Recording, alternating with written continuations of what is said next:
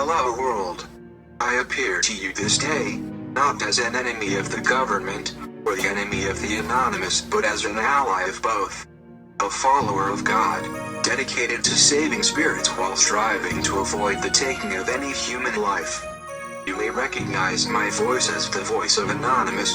This is not so, as well as it is so. A paradox, if you will.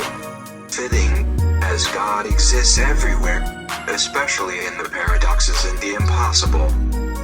I am a voice for the White Flag Warriors, a pacifistic guerrilla group dedicated to the combatants of violence.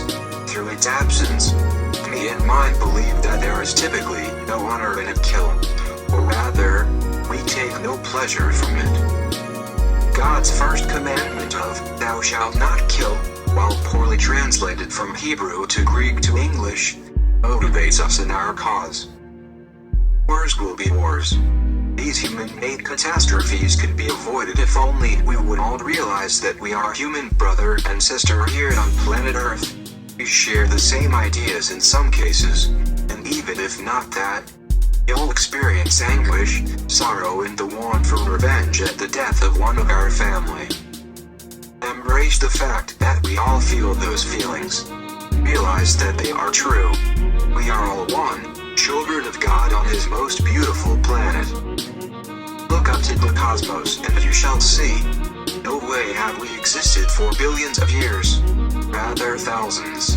Everything came into existence at once, and absolutely everything in nature can be explained through creation. Or, as the government's liberalistic bias chooses to call it now, creationism. I present for your consideration the bombardier beetle. It has two chemicals stored in separate chambers of its thorax, which it combines in yet a third chamber, along with a third chemical, which dilutes the effect of the acid just long enough for the chemicals to escape.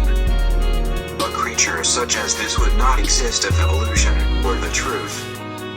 It would have originally spawned into existence with both chemicals and no division, causing it to explode. Survival of the fittest being a true law of nature, this creature would have vanished from existence immediately.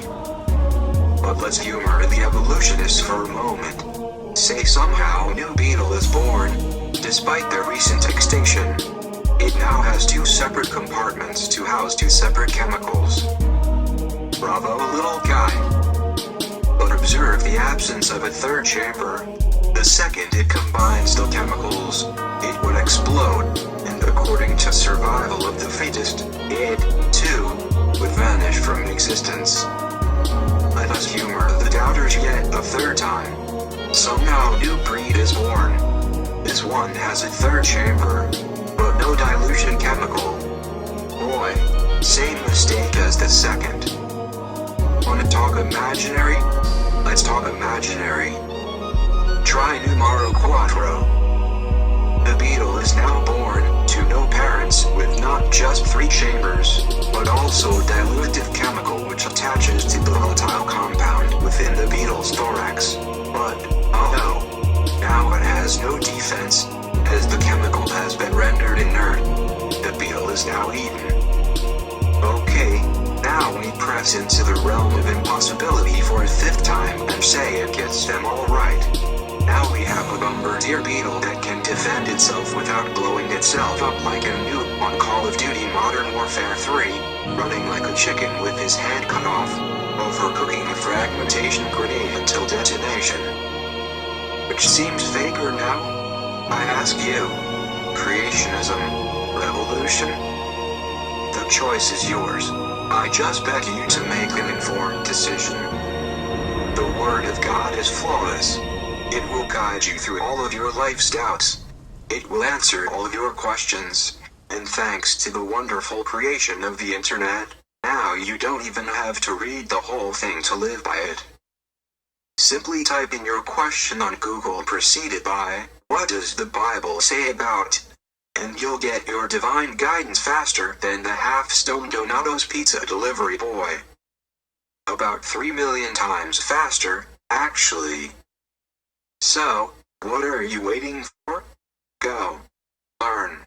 And the if you come to enlighten, I ask you to consider waving the nationless white flag of surrender for God.